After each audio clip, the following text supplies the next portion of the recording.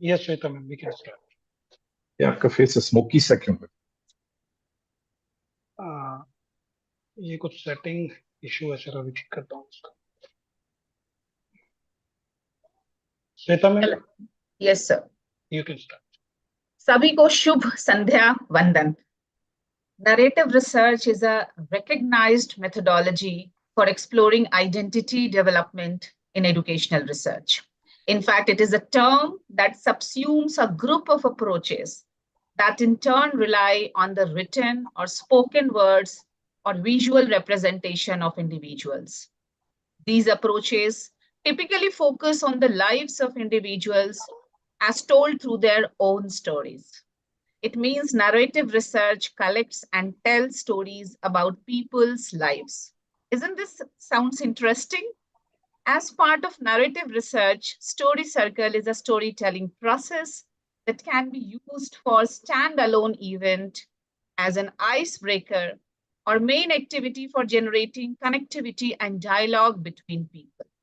It can even be used socially around a kitchen table and even or in a Zoom room like we are doing right now. So with this brief introduction, a very good evening to one and all. To all the dignitaries, esteemed colleagues, teachers, research scholars, and participants on this beautiful Sunday evening.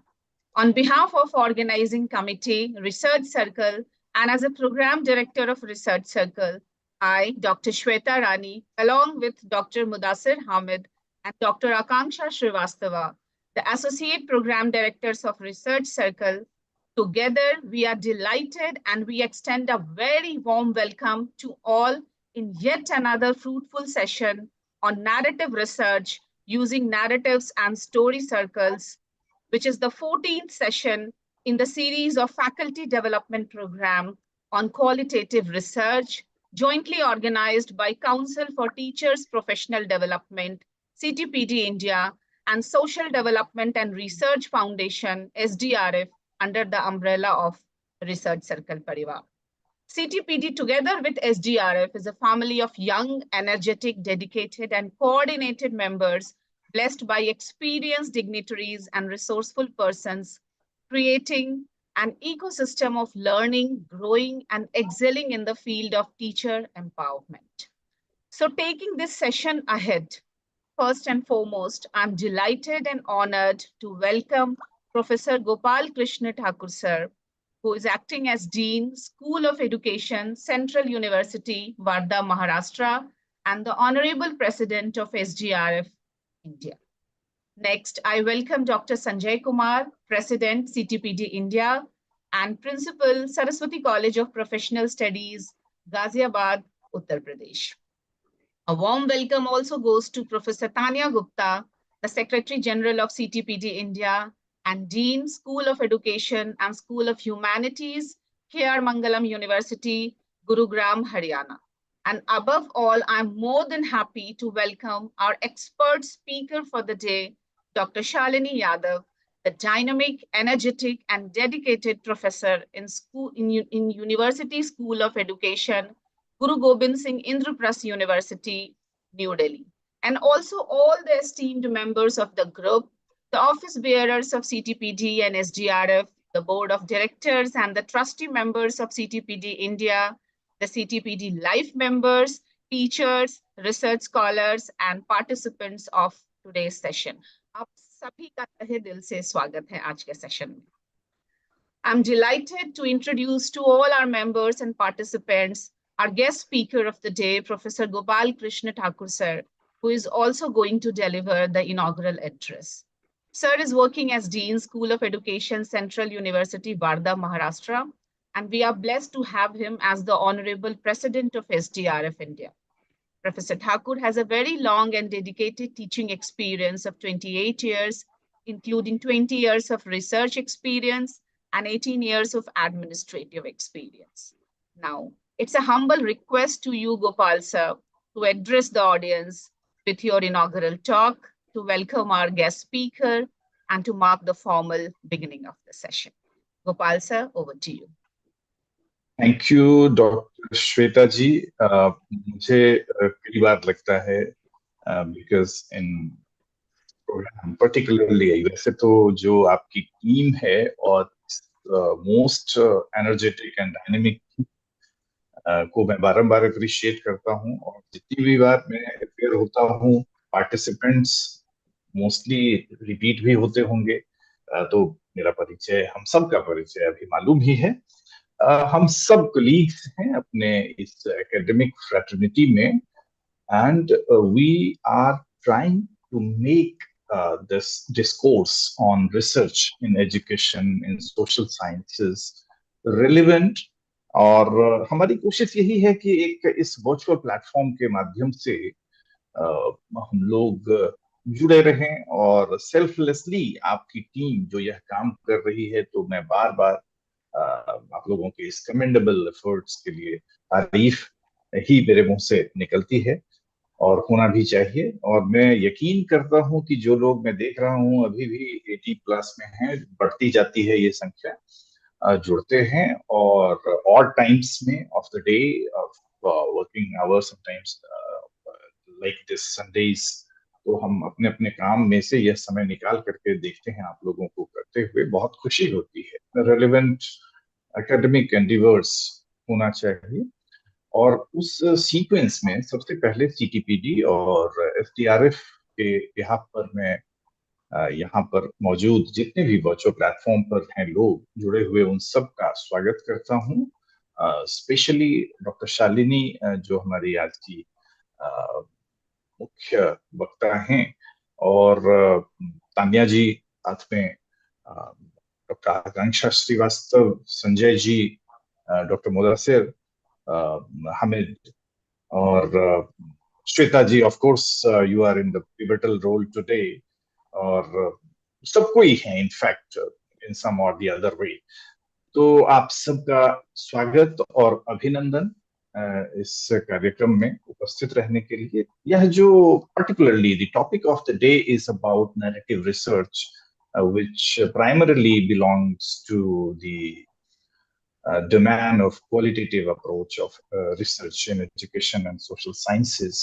और बहुत कुछ तो अभी doctor Shalini जो expert हैं आज बताएंगी इस पर।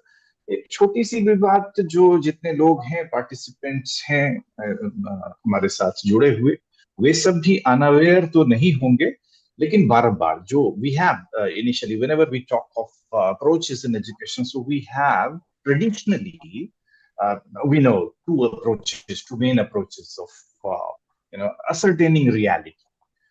Research is in fact exploring the truth, ultimately ascertaining knowledge, creating knowledge, or looking into what is real, what is observable reality sometimes, or what is to interpret as reality। और वहीं से ये दो ट्रेडिशनल अप्रोच की जो शुरुआत हुई, जिससे कि पॉजिटिविज्म और इंटरप्रेटिविज्म, ये दो ट्रेडिशनली रिसर्च पैराडाइम की शुरुआत हुई है। पॉजिटिविज्म जो यह यकीन करता है, हम सभी जानते हैं कि every such observable phenomenon which is measurable in specific terms, and particularly in quantitative terms, is the only real thing।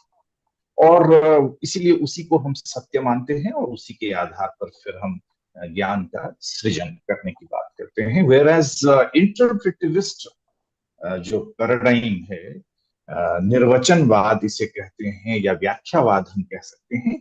इंटरप्रेटिविज्म is more of subjective reality, understanding that जो रियल है कोई भी चीज, वो हमेशा मेजरेबल स्पेसिफिक टर्म्स में नहीं होगा, और वो एक जैसी उसकी प्रकृति भी नहीं होगी, which can not be objective, which is subjective in nature and multiple in nature.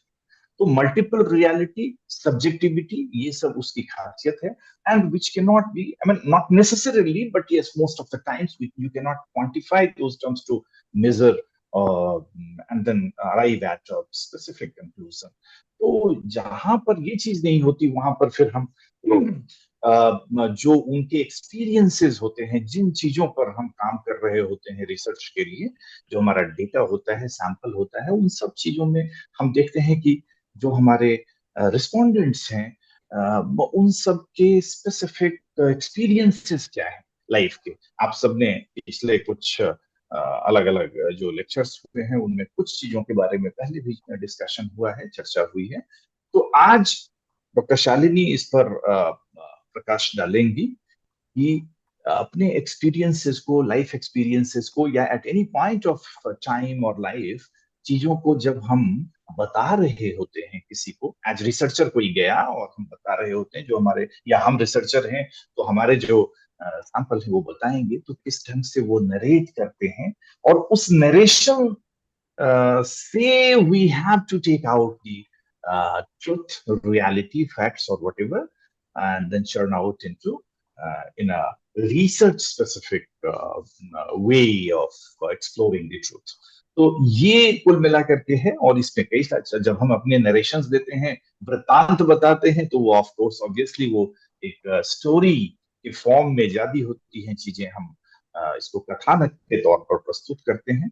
तो इसके आगे मैं इस बात को यहीं पर विराम दूंगा, क्योंकि इसके आगे की बातें आज हमारी जो एक्सपर्ट हैं आपके साथ में, और बहुत ही सिंसियर, बहुत ही डायनेमिक, और गुरु गोविंद सिंह इंद्रप्रस्थ यूनिवर्सिटी में मैं हम उनको सीआई के डेज से हम सब एक दूसरे को जान रहे हैं, तो आई नो किस तरह का उनका काम है। तो I am so happy that she is here with us now today, and to enlighten all of us about narrative research, about storytelling.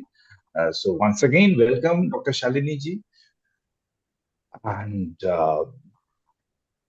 आप सबको मेरी बेस्ट विशेस है कि इस अच्छे से अवसर को, इस अच्छे से टाइम सेशन को फ्रूटफुल बनाएं हम आप सबके एक्टिव पार्टिसिपेशन से। आप सबका एक बार पुनः अभिनंदन, and thank you doctor Shweta ji for letting me speak over this for a couple of minutes. Over to you. Thank you. बहुत बहुत धन्यवाद गोपाल सर, आपने बहुत ही सरल भाषा में अपनी बातों को रखा।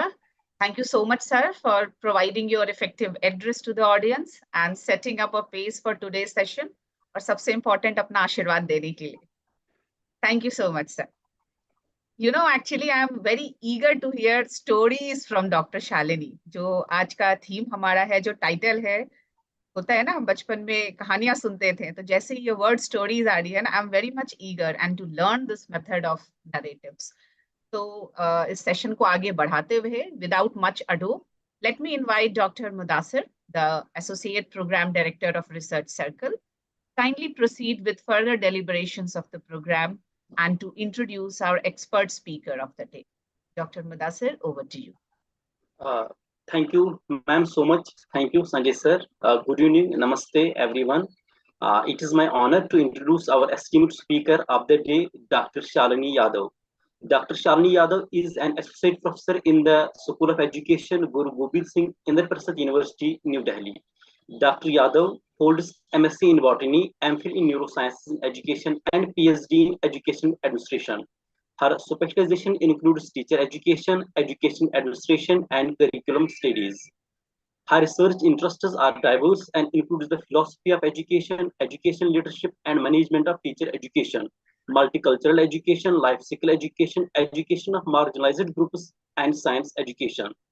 Dr. Yadav is a distinguished academician and researcher, having been gold medalist in B.Ed and M.Ed courses. She is JRF awardee and was honored with the Best Researcher Award by the Guru Gobind Singh Indraprastha University, New Delhi in the year 2014. Ma'am, हम बहुत ही खुशकिस्मत है कि आज आप हमारे साथ जुड़े। हम आपका बहुत ही खुश आमदीद करते हैं इस प्रोग्राम में। Ma'am, Shalini ma'am, over to you. Thank you so much, Mudassir ji, for such a, what do I say, extravagant and benevolent introduction. आपका बहुत बहुत शुक्रिया, इतनी खूबसूरत तरीके से आपने मुझे इंट्रोड्यूस किया. And I saw there are so many people who have joined. You know, it really humbles me. Thank you so much. First and foremost, I thank Professor Tanya Gupta for giving me this opportunity. We go a long way, right? And Professor Gopal Krishna Thakur ji, who has been my senior in CI, we all look up to him as a mentor, right? And for setting the tone of this lecture. I thank Dr. Shweta Rani for all the efforts, you know, having put together as the director of the program circle, right? I thank Dr. Sanjay, who I'm very sure is an expert in ICT, the way he has been seamlessly taking care of everything at CPTD. And I think Satyendra Gupta ji is, I cannot see today, but I thank him also in absentia for all the efforts of putting together CPTD as well as SDRF. And most of all, I thank each one of you, the participants, who have joined in from different parts of India, which makes it a mosaic of multiculturalism altogether, right? So with these words, I think, thank you so much, Mudassar-ji. I take the stage and now I start deliberating upon the topic which is given to me.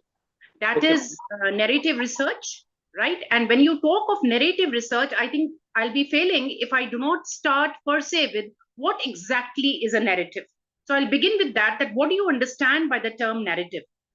Okay. A narrative is essentially a storytelling technique, right? That connects events, experiences, or stories in a way that engages, right, and resonates with others, right? For example, see, there's a structure behind a captivating book or a movie which you see and you never forget the story, you're glued to the screen, right? Or stories that bring all of us together, right?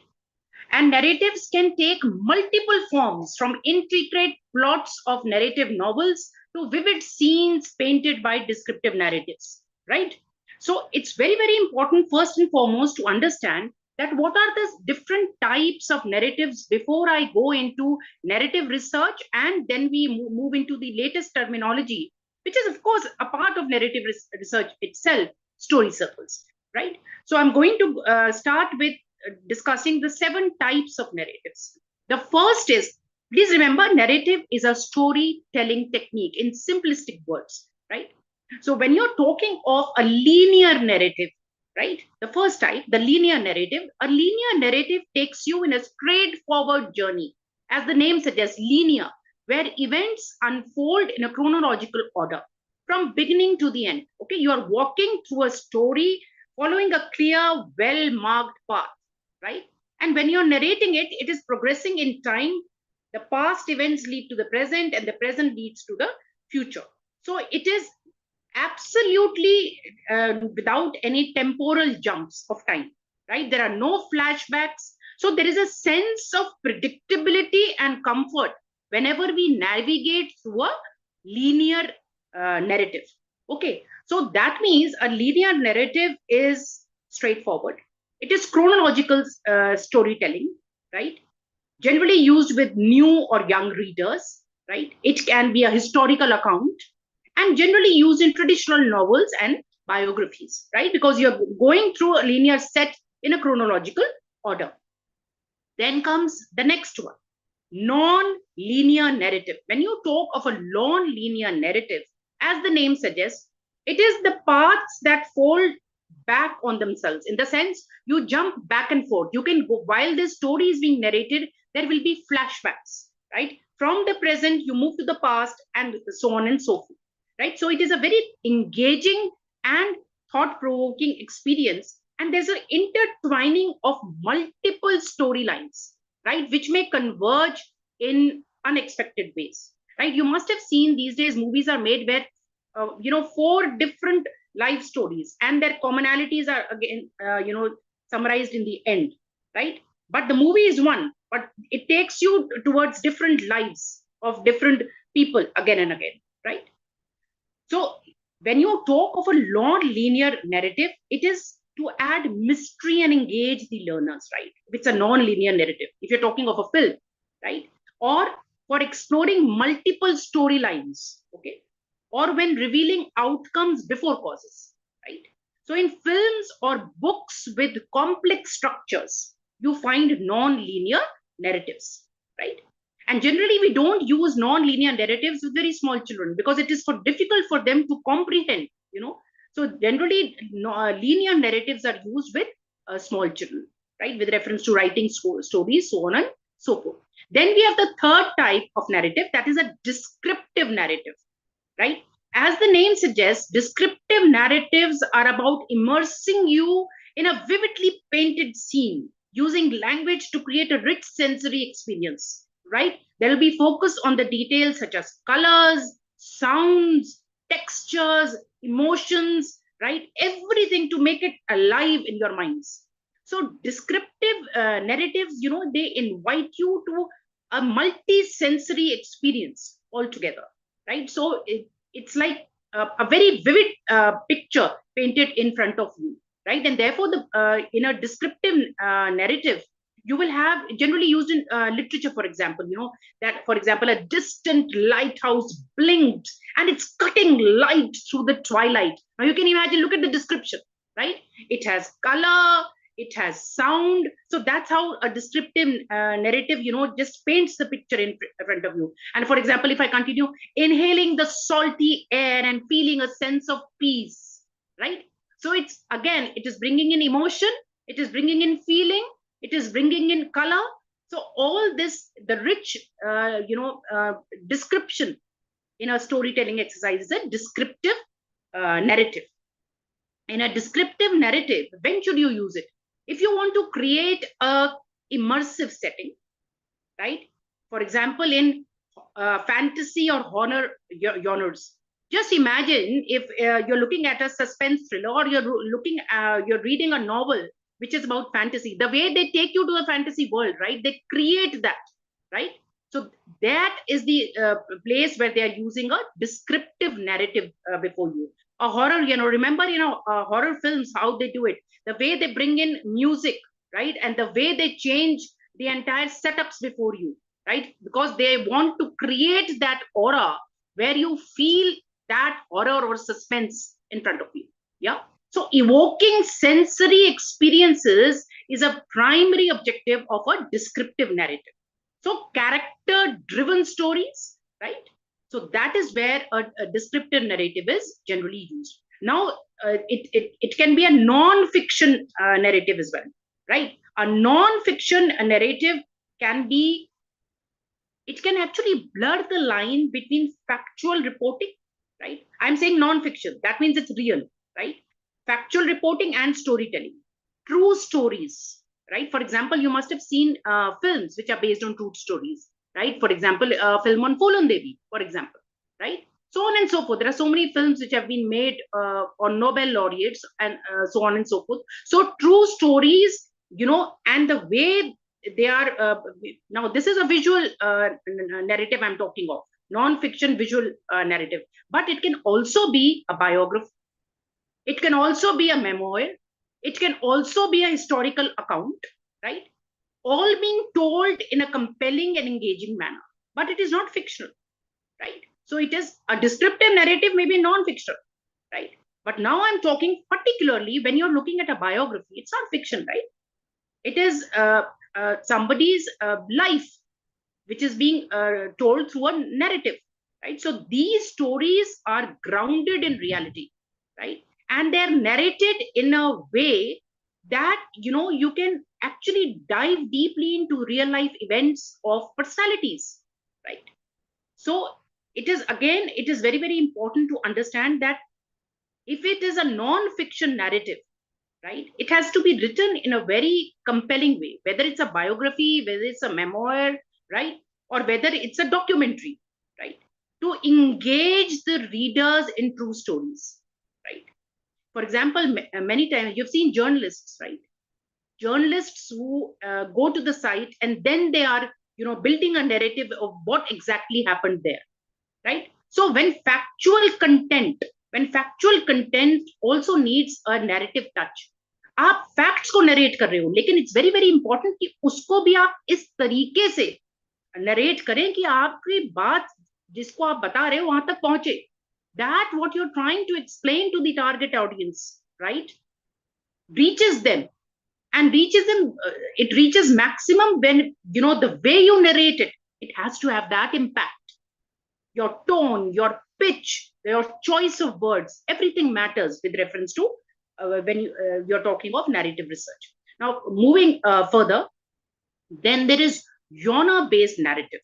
A genre-based narrative transports you into specific worlds, right? For example, if you look at Netflix, or if you look at Prime Video, you'll have different genres, whether it's romance, whether it's science fiction. Remember Interstellar, the movie, right? Whether it's a mystery thriller, or whether it's a drama, or whether it, so on and so forth, right? So This is a narrative which is specifically, depending upon what you want to watch, whether you are in a mood of a comedy, whether you're in a mood of a romance, whether you're in a mood of watching a suspense, whether you're in a mood of watching a mystery, so on and so forth.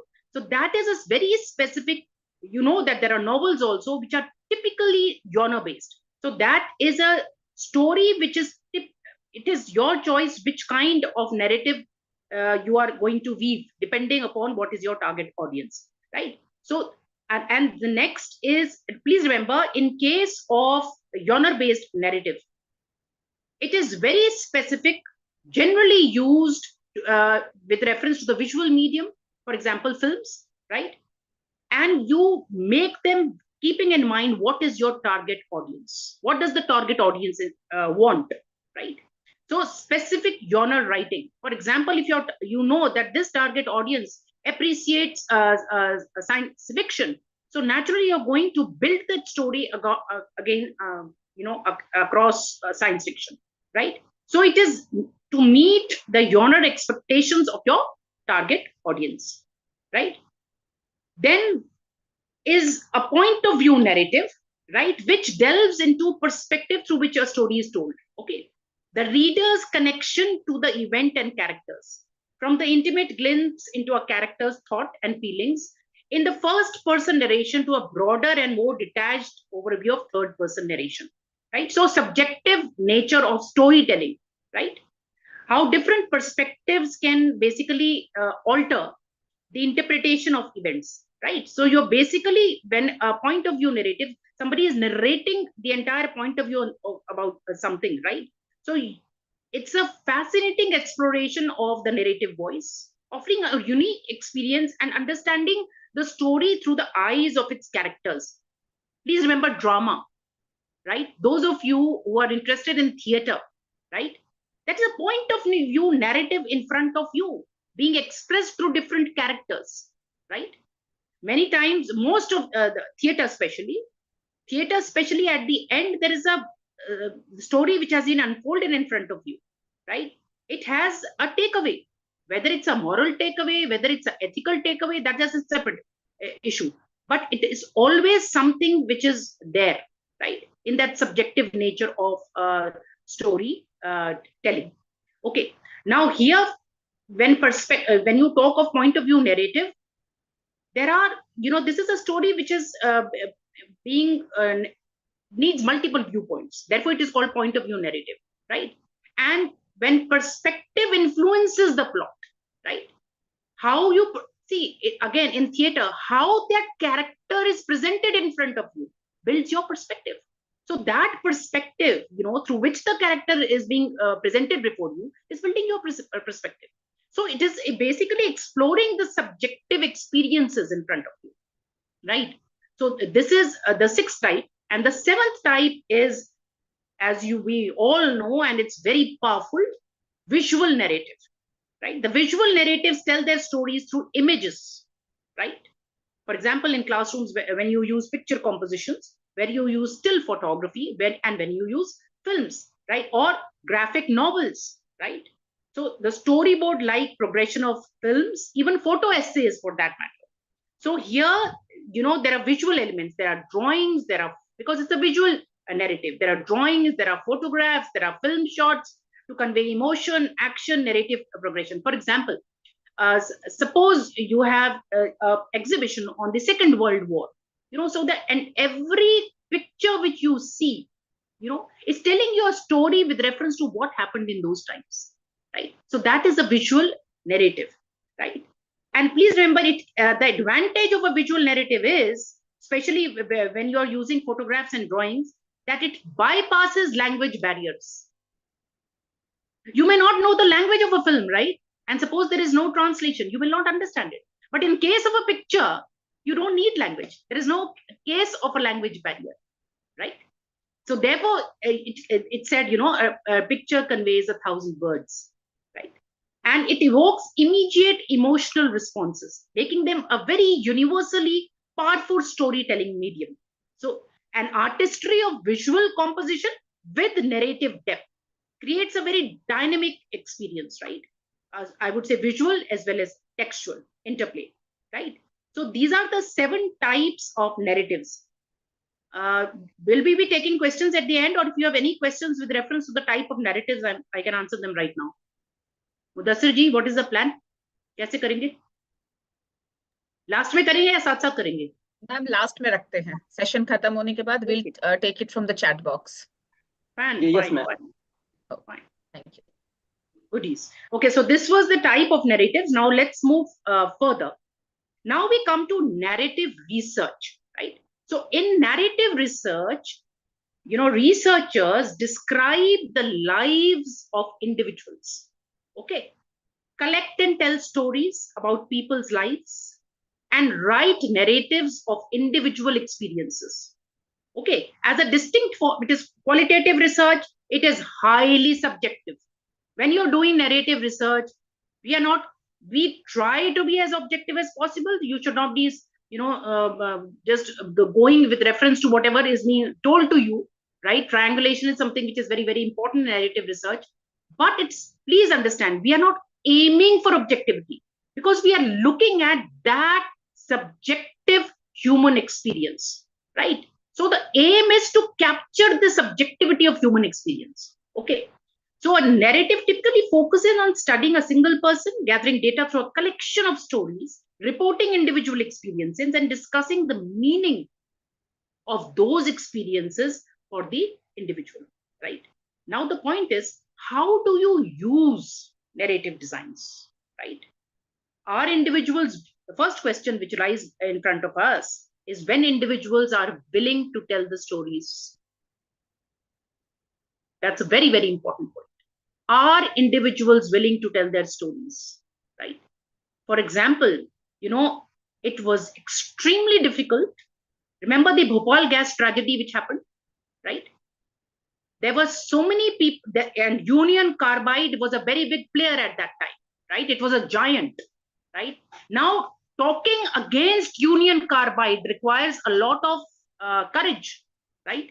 Because most of the people who were trying to tell what exactly happened at that time of that tragedy were mummed, right? And how much that time that court case took. And ultimately, it was a journalist. He's not no more. He just passed away a few years back, Mr. Kesarwani, who basically was the one to break the story that this is what happened when methyl isocyanate leaked. So an individual who is willing, he was there at that time. So an individual who is willing to tell their story, right? So you use narrative design when you want to report personal experiences in a particular setting, right? And when you know that you can establish a close bond with the participants, you cannot have a storytelling experience without having a rapport with the person who's narrating his or her story. It's very, very important, right? So a lot of patience goes into a narrative research. And when participants are telling you the story, how do you corroborate whether what is being told to you is the truth? This is another thing. How do you triangulate from different places? For example, a classic case of a visual narrative, which was presented to all of us, was Amar Singh Chamkila, right?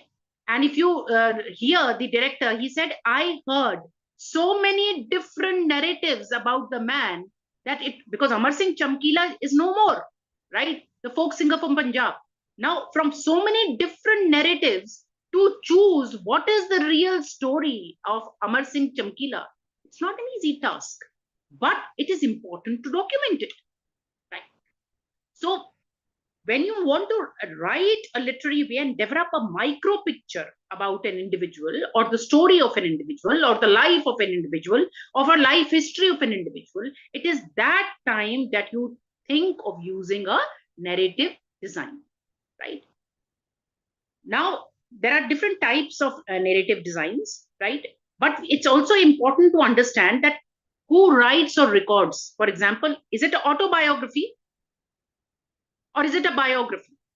If it's an autobiography, the person is it himself or herself writing the story of his or her life, right?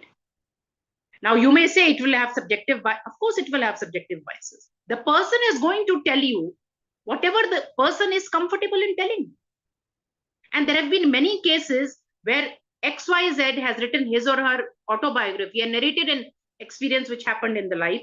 And in the same timeline, another person, ABC, has written autobiography, right? And has narrated the same experience, both of them, right? And there are two different takes on the same experience. So that is the subjectivity of human experience, which a narrative captures. Now, how much of a life is recorded or presented? If you're writing a life history, if you're writing a personal experience story, how much of it do you want to record or experience? This is again a choice which you make, right? Then when a narrative form is combined, right, whether it's a biography, whether an autobiography, you have to be very, very careful. Therefore, it's extremely important. Please be very, very careful, especially if you ever decide to write a biography of somebody, that everything is recorded and you have consent. Because if tomorrow that person says, right, that I never said this, or how can you use this as a part of, so it creates a lot of, problems legally, right? So therefore, when a researcher is writing another person's story, it has to be taken very, very carefully, very, very carefully. Okay. Now, before I go into this, I think it's also important to tell you that, humans understand the world in two ways.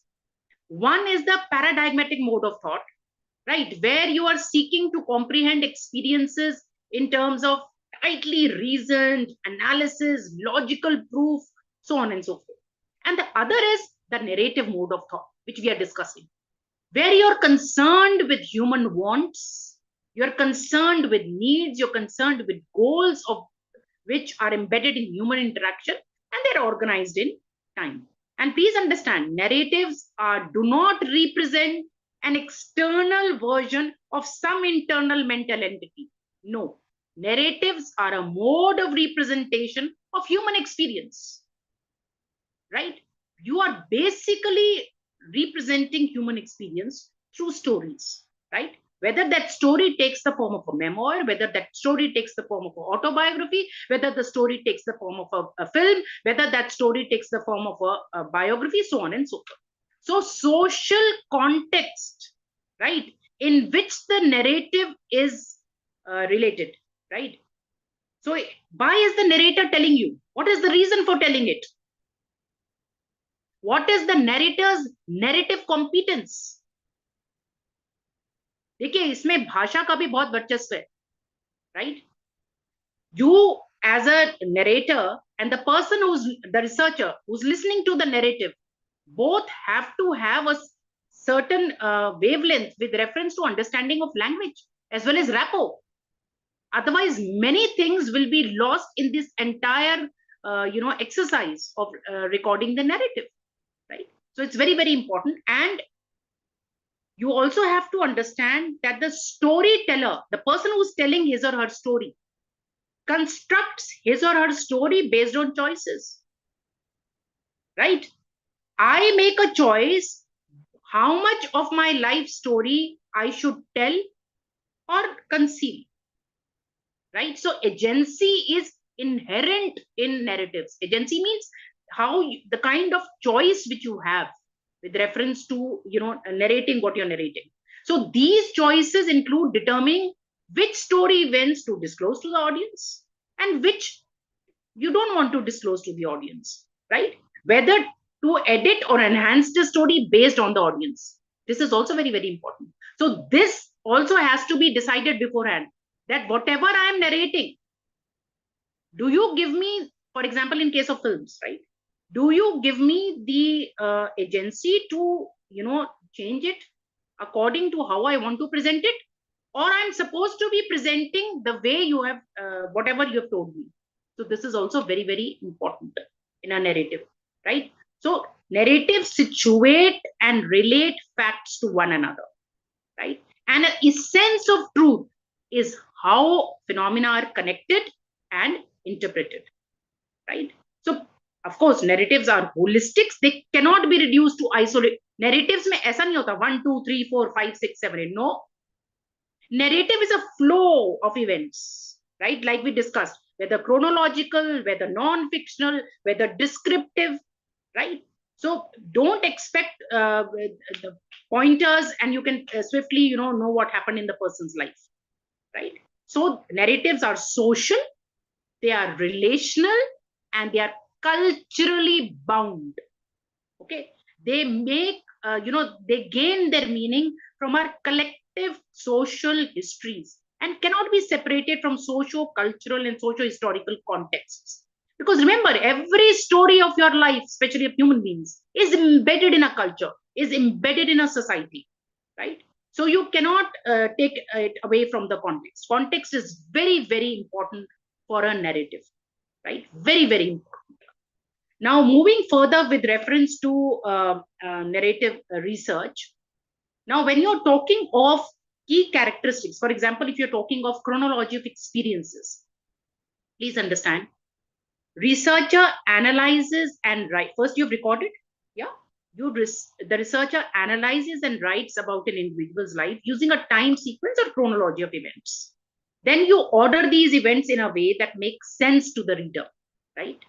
If you're writing a story in a narrative research, right, and it doesn't make sense, that means the researcher who's writing, right, is somebody who's not competent with reference to how to tell the story. So language competence is also extremely important with reference to narrative research, right? And please remember, a story in narrative research is a first person, especially if you're talking of individual stories, right? First person oral telling or retelling of an individual. You're retelling their story, or the person is telling about himself, where you're talking of an autobiography. So stories have a beginning, they have a middle, and they have an end, right? And please also remember, in storytelling, they involve a predicament. There may be a conflict or struggle, a protagonist or character, and a sequence with implied causality, in the sense a plot, during which the predicament means any problem, right, is resolved in some fashion. That is how novels are written, right? Varied form of data which comprise the story of an individual. So you can just imagine gathering the stories, right, and analyzing them for elements of a story. It seems to be a simple task. It is not. It is very time consuming, right? And it's a very arduous task.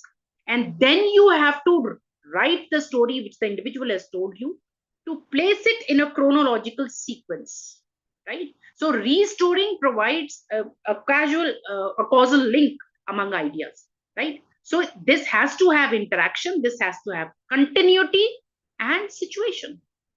That means you also have to choose what you're narrating, right? Then a very, very important part is, when you're talking of restories or restoring, it's very, very important. How do you, code the themes, right? So please understand, themes provide complexity of a story. It's very, very important. And themes add depth to the insight about understanding an individual's experience. For example, if suppose, right, there's a transgender person, right? There's a transgender person who's narrating his or her life, whatever the person has gone through from childhood to adulthood. So here, the sequence of events, right? The struggle, the challenge, the predicament, right? For example, if you're a person was engaged in educational research, and you basically want to document that what is the struggle this person went through, that the person could not be educated, right? Why is it that this transgender individual could not be in the ambit of education, right? So when you're looking at this person's story, the central point is you are focusing on the challenges and struggles of this character, based on how this person was, kept or excluded away from the ambit of education, right? So themes are very, very important with reference to narratives. when you're telling a person's story. And then context or setting, right? Of course, it involves the physical setting. It includes the people involved in a story, right? And the setting may be described before events or actions. When you're, telling the story, it's very, very important that you tell the context, right? You just don't, for example, if you're writing the narrative, you just don't start, this is about a transgender named XYZ. Of course, you're going to change the name, and then you start. The point is, you have to describe the setting, the why and what, right? Of why you are documenting this experience of this protagonist, right? So that is very, very important. You describe where you started, taking this interview, where you observed this transgender, right? And then you start, narrating the story of the individual. So that's also very, very important.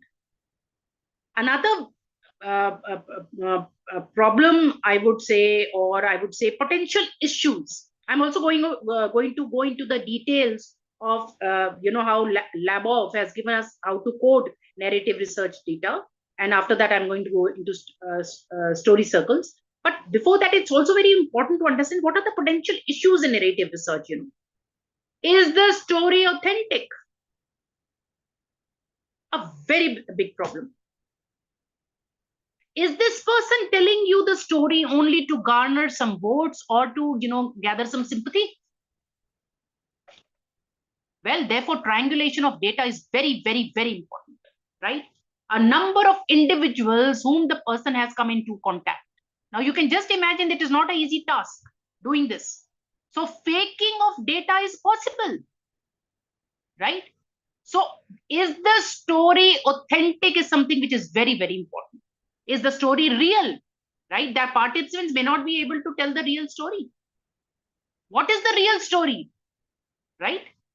Who owns the story? And there are so many legal cases with reference to the ownership of a story. Does the researcher have the permission to share it? Please understand, there is no verbal permission here. I'm talking of written consent, right? It is a legal document which you need. Whether you have that permission to share the story of the person, right? And if you've taken the story by deceit, right, and you share the story, there will be a violation of the code and there will be legal action against you. Yeah. And another very, very important point, while the story is being narrated, right, who should be the focus? The narrator or the participant? The participant. You cannot, take away the voice of the participant because it is the story of that participant. Yeah, that is very, very important. And another very, very important point. Does the researcher gain at the expense of the participant? Very, very important. In most of the films where there are legal suits, right, the narrative has been given, right, and you are telling the person who has narrated his or her story that, well, I'm just going to earn something, and you are earning crores and crores and crores, and you're not sharing anything much with the person who has actually given you the story. So this is very, very important, that the researcher is not gaining everything at the expense of the participant. Very, very, very important, right? This especially happens, where people are not aware, right? For example, classic example. You remember the movie which just won an award, The Elephant Whisperers, right? Now the couple who reared the elephants, right, and on which the movie won the award, ask them what did they get? And what did the person who actually researched and made that documentary get? There is, this is the person award, the award he got, and this is the person who narrated the story. So this is too big a gap, right?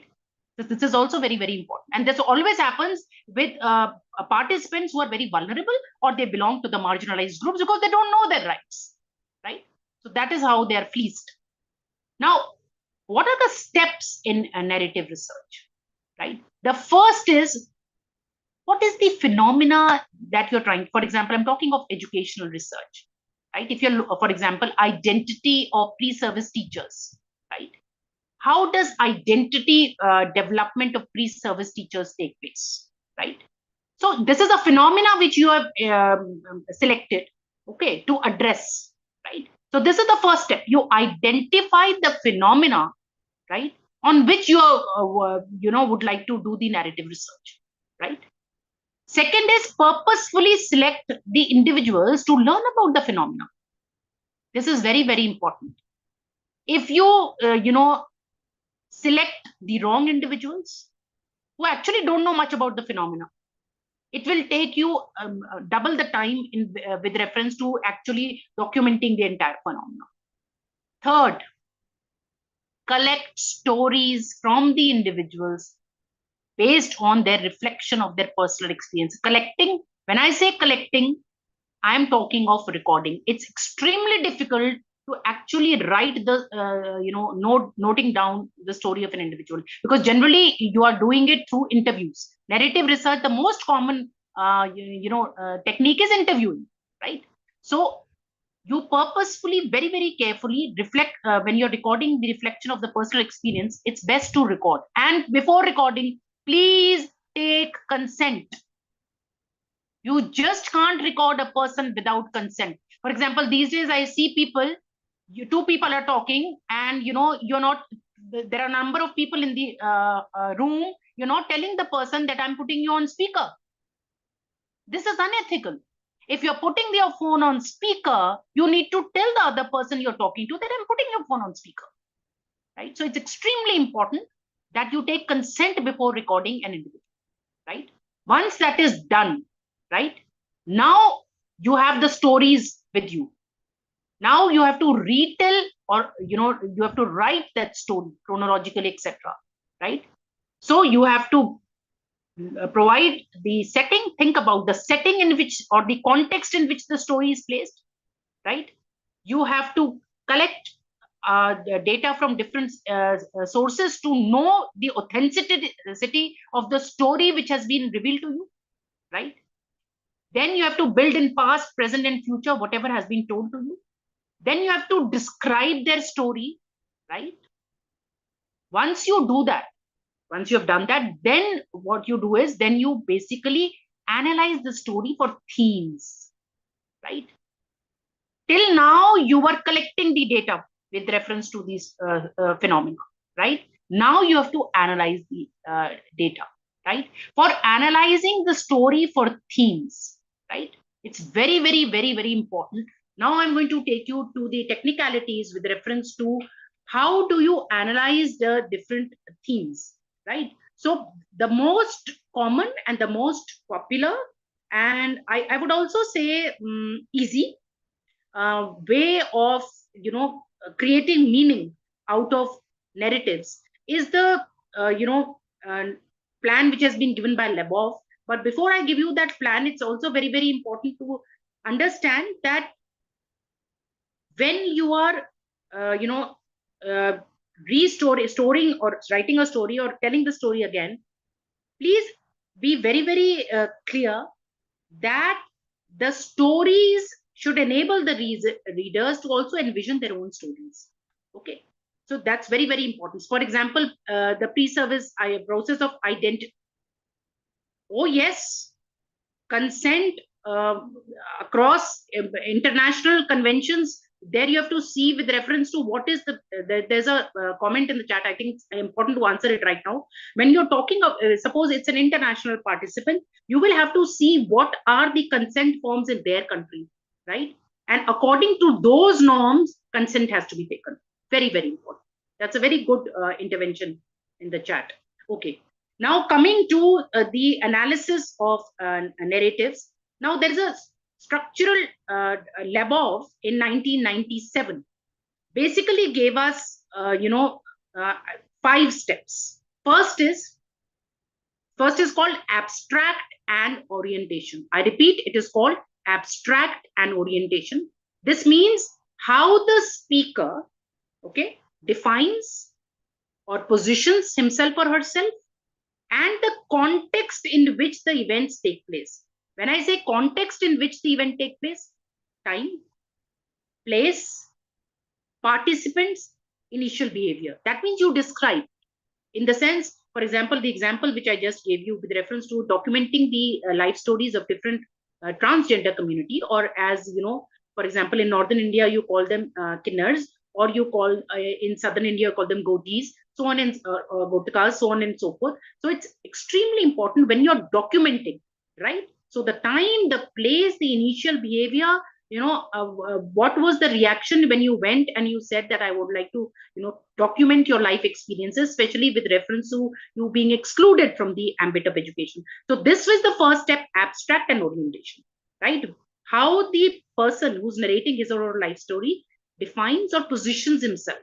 Is the person, for example, is the person positioning himself or herself as a fighter? Is the person positioning himself or herself as somebody highly vulnerable? Is the person describing or positioning himself or herself as being very marginalized? So how is this person positioning himself, and the context in which the person is narrating the event. Second is complicating actions, right? This is the scheme of narrative analysis given by Labov, Labov. Okay, so first was abstract and orientation. Second is complicating actions. When I say complicating actions, it means how an event, I'm talking of narrative analysis now.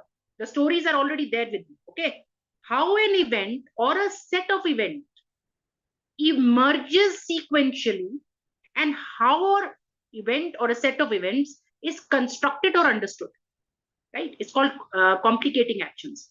That means किस तरह जो आपके सामने आख्यान है उसमें किस तरह सीक्वेंशियली स्टोरी में प्रोग्रेस हुई और किस तरह उन इवेंट्स को कंस्ट्रक्ट किया गया, right? For example, I give you an example. I conducted a case study with reference to a transgender. See, this is also because I've conducted that case study, so the examples are also coming from the subjective experience of documenting them. Otherwise, right? So when I was documenting that experience, and I said that a person told me that I have adopted 2 children, right? So I said, and they are my sister's children, but I have adopted them legally, yeah. And so I said, may I ask you a sensitive question with reference to your relationship with these children? So the person replied, yes. And before I answer your question, she said, because she identifies as she said that before I answer that question, let me tell you, the children, they're small children, the children sometimes call me mama and sometimes call me papa. So she said, and I don't correct them, right? It is their choice which gender they want to identify me as at what point of time, right? So it's also very, very important. Now, when you're writing this narrative, right, it has to be done very sensitively, right? So again, how the set of events is constructed or understood.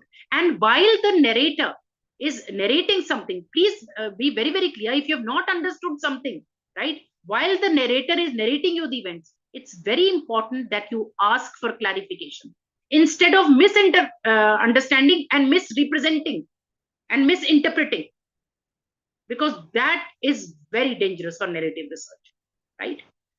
Now, third step is evaluation. That is, what are the consequences of the event or set of events, right?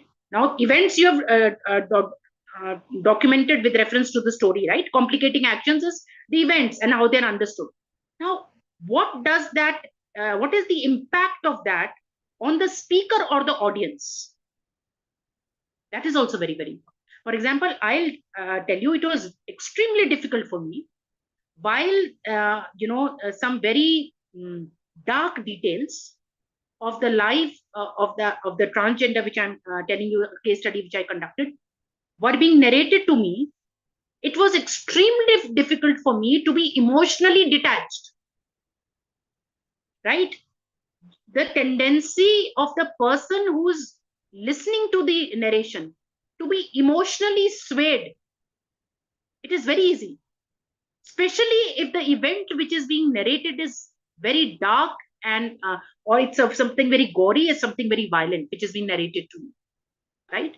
So the research, so the impact of that event, you also have to evaluate, right? This is also very evaluated. It can be evaluated, for example, when you evaluate a film, right? It's a narrative. What is the, why is it that some films have a greater impact on you, right? It's how this, one, what is being narrated, and secondly, how do you get impacted by it with reference to the narration per se, the event, as well as many times you can relate to human experiences. So that connect, that has a maximum impact. जो आपके साथ आपके जीवन में अगर कभी हुआ हो, अगर सामने वाला उसको उजागर करे, तो उससे आप इम्पैक्ट होते हैं. This is human. Okay, next, result और resolution. How the complicating actions, right? जब एक set of events, when a complicating actions mean how an event or set of event emerges sequentially. So how are they resolved, right? Or what are the resources access to help them resolve? For example, when you're talking of exclusion of transgender from the ambit of education, was there any way that she could see with reference to being included in the ambit of education as of now? Was there any way where she found a resolution with reference to be gainfully employed, right? Many times, especially in cases which are very, very sensitive, the result and resolution may be negative, right? But in many, for example, every story doesn't have a happy ending, right? Or a solution for that matter. You must have seen many films where, the end is open-ended. It is for you to interpret, right? They are not telling you what exactly happened afterwards, right?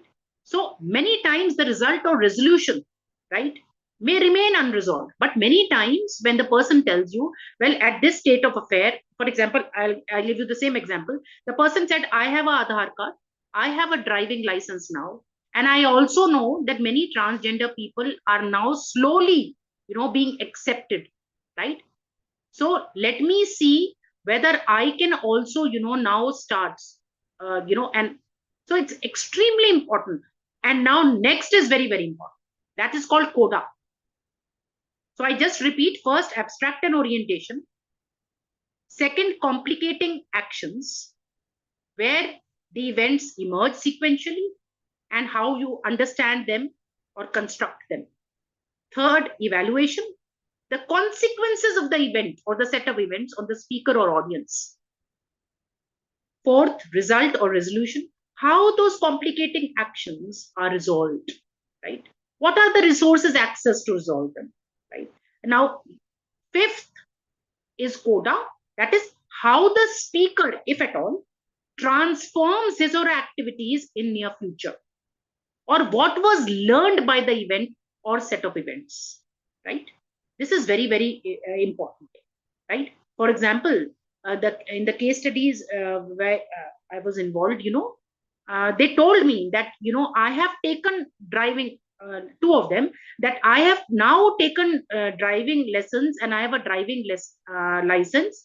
And in future, I plan to take a loan and buy my own taxi, right? And, become economically independent instead of, just going house to house or begging on streets, because she said it is a very of course she didn't use this word, but that was the interpretation. It is a very dehumanizing experience to be on these streets, right? And asking people to help us, right? So this is also very, very important to understand that this is the structure which Labov has given to interpret a narrative, right? Now, it's also extremely important for us to understand that you cannot, use narrative researches everywhere. But I'll give you certain examples. For example, if you want to document, what are the factors? When I say factors, events, people, ideas that shape a person's experiences of, I'm giving from education, of becoming a language teacher, right? Or how does, I'm using hypothetical names, how does Kirandeep understand the experience of deciding and teaching an English as second language class on volunteerism, right? Or what are the factors, right, which Suzanne, looked into with reference to her position as teaching the subject history and the subjectivity attached around it, right? So these are some of the research questions which may be explored using narrative research, right? Now let's also look at the mechanics, or how exactly do you go into the process of looking at the interpretation of the recurrent themes, okay, in a narrative. First and foremost, read through the story or the data which you have collected through interviews, right, multiple times. It's very, very important. Then break that data by either you cluster them as ideas, or you cluster them as themes, or you identify patterns in the data, right? These days you have softwares like Atlas TI, right? Or even if you are doing it yourself, suppose it's you have the number of respondents is less, so you can do it yourself also, in the sense mechanically or physically yourself, underline the words and phrases that signal the subject's understanding and interpretations. Very, very important. Look for evidence of voice or multiple voices, in the sense जब आप एक phenomena के बारे में you're asking multiple respondents, right? When you're asking multiple respondents to corroborate that story, it is extremely important. Please understand, it is extremely important that you look at multiple voices. This will help you to understand the authenticity and how much truth is there, right? कितना fiction है, कितना हकीकत है. How much of it is factual? How much of it is fiction? So that's very, very important, right? Then you group or categorize. Very, very important. Group or categorize the key ideas, the themes, and patterns. Very, very important. Now you can also do this, that you find relationships among or between different groups or categories. In the sense, something seems to cause or direct something else. Cause and effect relationship aapko dikhi, right? Or co-occurring relationship, that, oh yes, this person said that when this was, for example, a pre-service teacher, whenever my class teacher was not sitting at the back of the class, I was suppose they're telling you about their reflective experiences. Whenever my class teacher or my supervisor was not, sitting at the back of the class, I felt more relaxed, and I felt I could, engage in a dialogic discourse naturally, right? So co-occurring, this can be told by one, this can be told by another. So co-occurring relationship, right, which is occurring in different narrations in front of you, okay? Or recursive relationships, one thing precedes or follows another, which precedes or follows another, right, and connects back to itself, right? For example, the person says, for example, if it's a pre-service teacher educator, the person may say that, initially in the first 2 lectures, I was very hesitant, I was nervous while introducing the lecture, testing the previous knowledge of the students, right? But after, say, 10 or 15 lectures, I became very confident, right? Now I could, introduce my lecture through examples and complex questions, which I was not able to do before. So coming back and forth, that is recursive, right? Co-occurring is in the same proximity with reference to the timeline, right? So this is also very, very important when you're looking at narratives, right? And when you're doing coding, right? Coding of a narrative, see, you can have orderly patterns, right? If it's chronological, you will have orderly patterns. Sometimes you will have patterns which are zigzag, right? Iterative, in the sense coming back and forth, It will happen, especially in case where the narrative is very emotionally charged, right? There, the narrator will keep taking you, because you know what, when people are narrating many times, it is such a emotionally charged narrative that many details they may miss out. So they come back to it, you know, as a it comes back to them as a flashback, and they'll come back to it. So that will also happen. It will be a zigzag pattern. That is called a iterative pattern or a emergent pattern. Emergent means open, fluid, developing, evolving. धीरे धीरे new details आपको उस narrative में लहरों की तरह आती रहेंगी, ठीक है? So that is called a emergent narrative, right? Then a interpretive narrative. Researchers' subjective interpretation of the data based on emotion in the field, right? That means you are there as a, for example, suppose you are doing a participant observation of a akhada. You are in a kinnar akhada, and if you get the permission, consent is very, very important, and you'll be a very lucky. I didn't get it. If you get it, and you want to observe the dynamics of relationships in an akhada, right, with each other, in that case, then how do you, as the researcher interprets the relationships between different protagonists who are living in that akhada, right? So these things, see, grounded means themes or patterns emerge from the data, right? A priori means focus of analysis. Themes will emerge. You will take out the right patterns based on your interpretation of the data. So that has to be done very, very carefully, right? In case where you're observing, see, because it is direct observation, so naturally the themes will emerge from the data. But when you're interviewing, right, you're interviewing and the person is retelling some experience which happened in the past. So there, the focus of analysis is your interpretation based on what, because you're not seeing it firsthand, right? And then you also have, you know, when you're looking at cultures, right? Ethnographic, you know, in ethnographic studies, you focus on the meanings that people give to verbal expressions, right? Especially, you know, internationally, every country has a different culture, right? For example, in India, this means, in most of the state, this means no, and this means yes. But this may not be true if you go to Japan, right?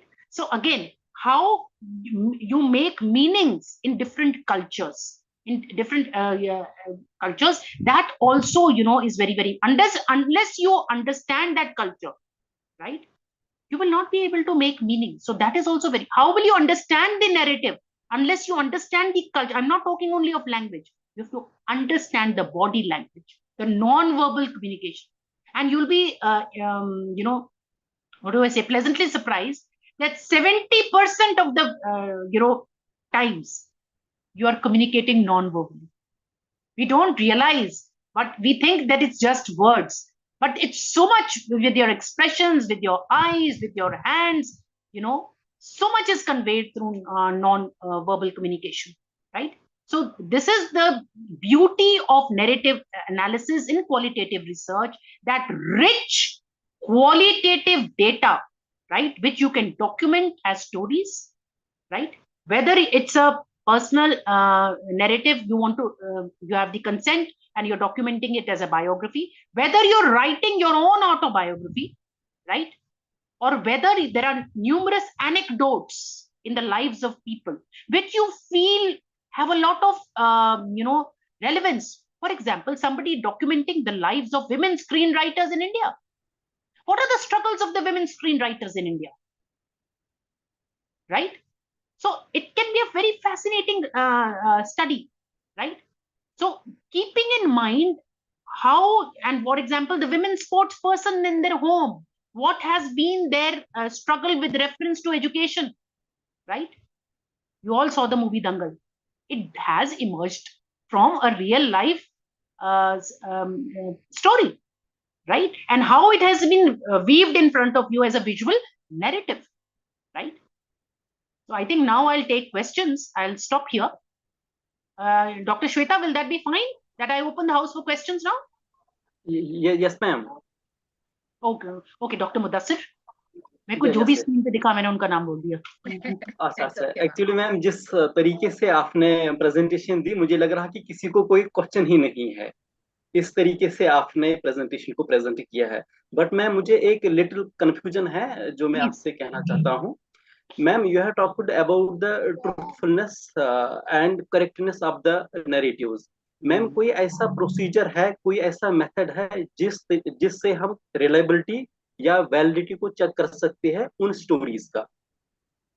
देखिए, reliability is the consistency over a period of time, right? In case of narrative analysis, there is no question of because it's highly subjective, there is a question of reliability. But when you're talking of validity, right, it's very, very important that triangulation, right? Triangulation of data is extremely important, right? और अभी मैं आपको वही वाला example दूंगी. For example, if you are documenting, okay, let me take this example. If I'm documenting Dr. Mudassir's life, one is Dr. Mudassir telling me about his life, right? I will not only rely, for example, suppose you're telling me about how, what were your struggles during your schooling? Okay, hypothetical. So when you're telling me those struggles, you have given me your struggles from your viewpoint, right? But I will Yes, also, corroborate that from your peers, from your teachers, right? If possible, from your parents, right? So corroboration of data gives authenticity with reference to what is being said. It is very, very important in narrative research, right? और बहुत बार जब आप legal cases में फंसते हैं वो यही होता है कि you have not been able to establish the authenticity, right? And if you're not establishing the authenticity and you're saying it is a real life story, right, and it becomes fiction, then you lose credibility, right? So it's very, very important that, and it's extremely difficult to get permissions. Therefore, when many people think, oh, this is qualitative research, it is very easy. No, it is not easy. It is very time consuming. Yes, you're documenting subjectivity of experiences, but to document those objective experiences, there are so many safeguards have to be in place, so many consents, so many legalities. It is very, very important. So the only way is if you can observe firsthand, the best. But if you're depending upon interviewing, right, you have not seen the phenomena, but you want to know about, for example, Bhopal gas tragedy. Nobody can replicate that disaster, and nobody can even think of replicating that, right? Or people who were bombed during Hiroshima and Nagasaki. But their narratives, for example, somebody telling me about Bhopal gas tragedy, if I talk to only one person, again, reliability and validity of that data is in question. But if 20,000 people are narrating me the same side effects, it carries weight, right? So the beauty is about numbers, but many times, right, especially if you're looking at a singular individual, right, you can try to corroborate from other sources, but many times it may not even be possible. So as a researcher, I would say, as a researcher, it is extremely important for you. First, please read the dynamics of research. As I'm telling everybody, right? I'm not telling Dr. Moses. Please read the dynamics of conducting qualitative research very, very carefully, especially the technique of interviewing an individual, especially making yourself, before the interview, tell yourself very, very clearly, I'm not going to be emotionally carried away in this interview, right? Especially if it's something, for example, you're interviewing a juvenile, right? And this happened with me. You are interviewing a juvenile, and that child, repeatedly used to, hold my hand and said that don't, and not to be emotional at that point of time is not easy. But you have to continuously check yourself, right? That's the only safeguards which you can have. Yeah, I hope I've answered your question. Yes, ma'am. Ma'am, one little question again. Ma'am, Please. can we mention case studies in narrative analysis? Pardon? Can we mention case studies in narrative analysis? Oh, yes. Case studies are very much a part of narratives. Very much. Very much. Okay, thank you so Case much, ma'am. studies, autobiographies, biographies, memoirs, they are all a part of narrative research. Thank you so much, ma'am. Sweta ma'am, have you any question? Excellent session, Shalini ji. बहुत मजा Thank you so आया much. and I was not expecting कि अभी खत्म होगा. I was actually moving कि एक story की तरह move हो रहा है और अभी और भी चीजें हैं सीखने के लिए. Suddenly you said बहुत बता दिया, अब थोड़ा pause लेते हैं. Then I thought Because अच्छा I एक thought घंटा हो गया. you know, the people are going to raise questions. It's a Sunday, right? No, I can also actually, understand that. So if you have, and or देखिए story में even you know for Bindu ji has a question.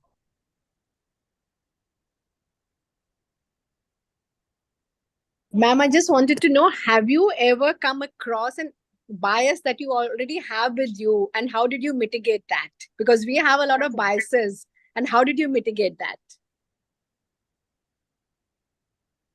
I'll give you, I will not call it a bias, but I'll tell you a subjective experience. Yeah. It's a very good question which you have raised.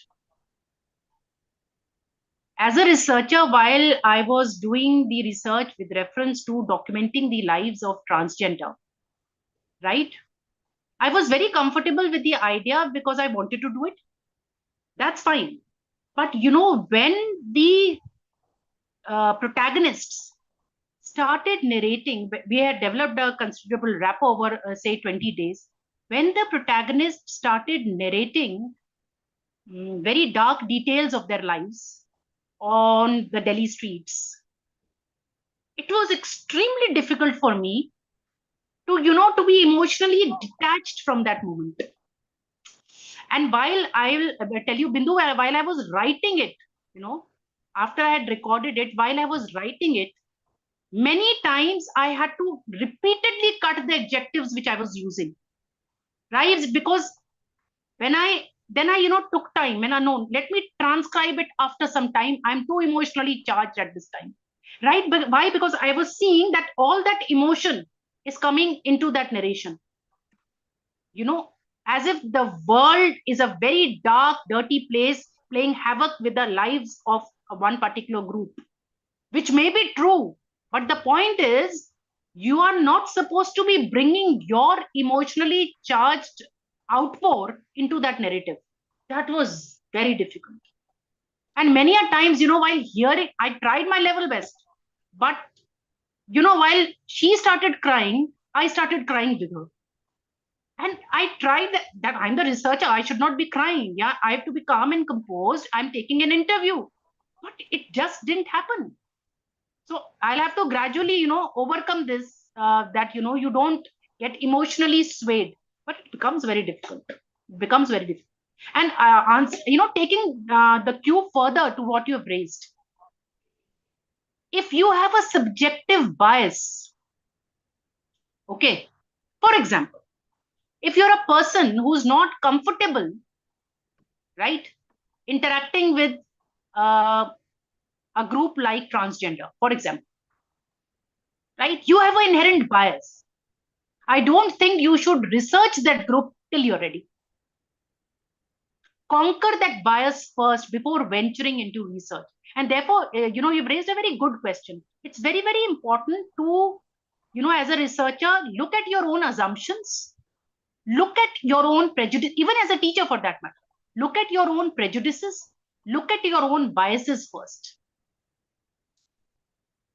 And many times, Bindu, you know, you don't even know that you have a bias.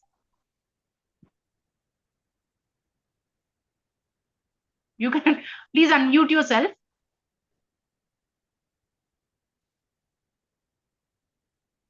So I said absolutely, because that's where I started from, because we have those unconscious biases with us and we don't even know, and we are making assumptions on our own. So that's what I started. And that is very problematic. That is very problematic. Right. Thank you. Very, very, very informative, and you answered it so well. Thank you so much. Especially about the time that we have to take to come out of that kind of emotional juncture that we are at. That's very, very important. Very true. Thank you. Thank you so much. Rati, yes, please unmute yourself.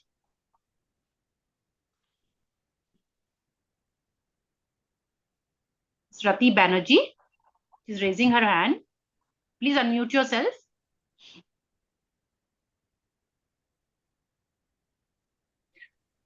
Rati Banerjee, Yes, unmute good yourself evening, and ma'am. also open your video. Yes, sir. Yes, sir. Good evening, ma'am. There Good is a evening. question like in inclusive education, um, it is there that all kinds of students are being admitted.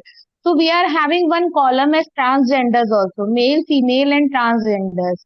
So how can we address those transgenders in our class as he or she, or like how we should address them? That's a very good question. That's a very good question. Thank you, ma'am. When you address a transgender, very, very importantly, you cannot decide, or I cannot decide how to address them. Okay? The trans identity itself is very fluid. You will have to ask them, do you identify as he, or do you identify as she, or do you identify as Z? That is a neutral word which we use, right? So it's very, very important. And another thing, there are many people, right, who are fluid in the sense, today I may identify as he, and tomorrow, or not tomorrow, say after a month, I may identify as she. So there is fluidity as well. You know, in one of the workshops, if you've known, there is a famous person, Robin Sharma, right? She's a trans person. And she says that, you know, it's very, very important that people ask me. So while I raised a question to her, I asked her that, Robin, do you identify as he today, or whether you identify as she today? And, you know, she told me. So it's extremely important that you ask the person, right? That what the person, you know, what is the pronoun the person wants to be addressed with. So that solves the problem. Please ask. Unmute yourself.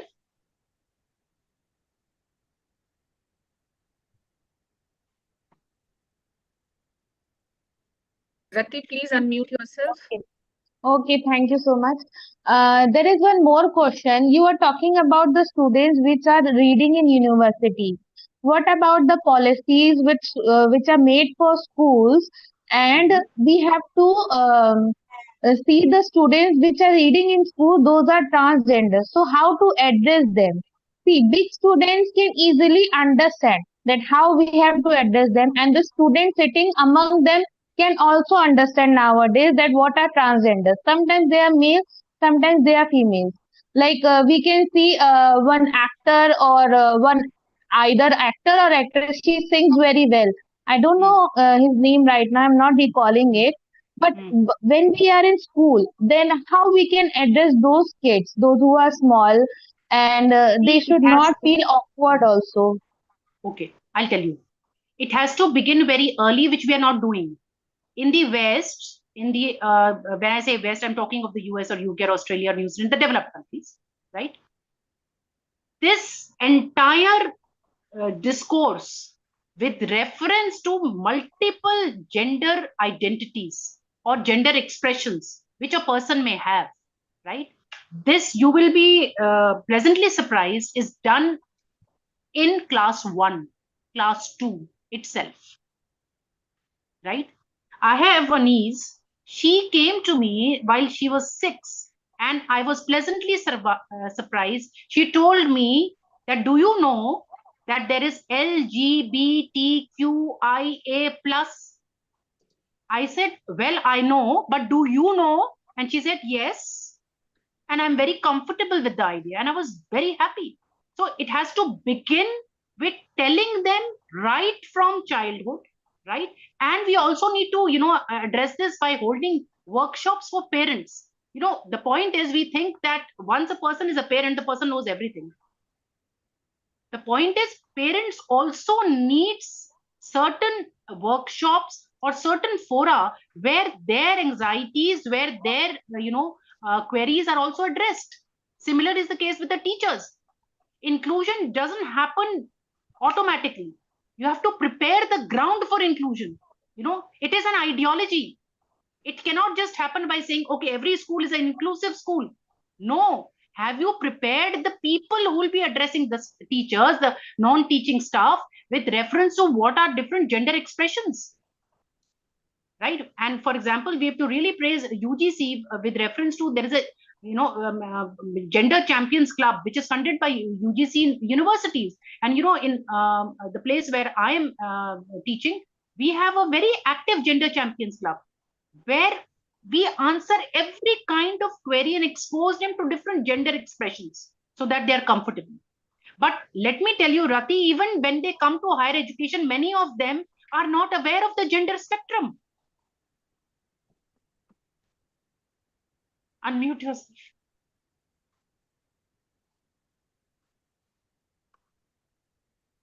Actually, ma'am, they don't even want to talk about it. When I was in college and I asked my teacher that how we will address them. So she just changed my question and she just changed the way. And That is even the in whole our problem. schools also, there is cultural problem.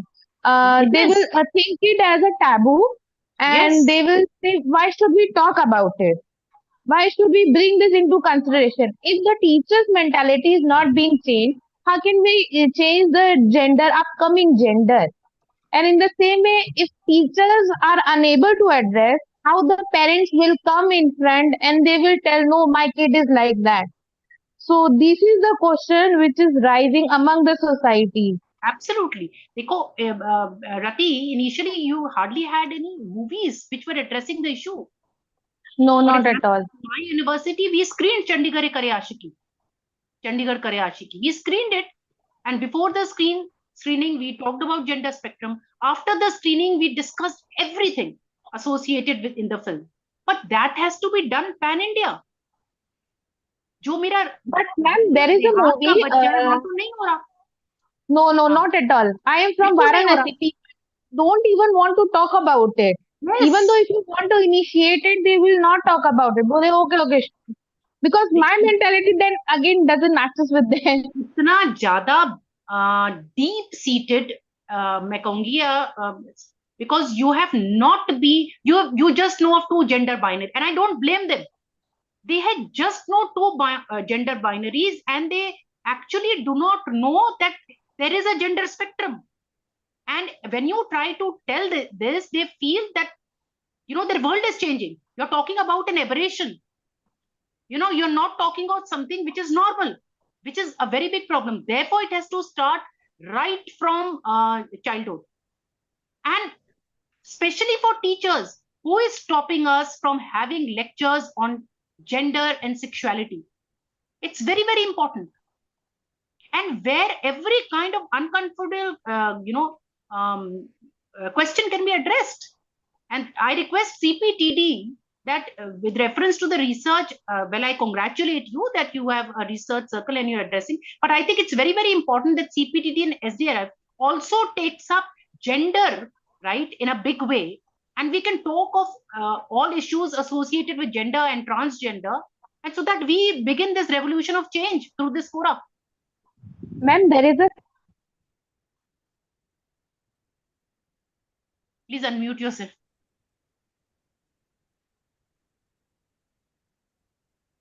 second semester gender equality. But there we are only talking about the females inequality. We are not talking about anything regarding transgender. LGBTQ, This is very we are not problematic. even talking about it. And gender We are only equality is talking not about men and women and transgender alone. It's about equality of everyone, irrespective of gender. Yes, sir.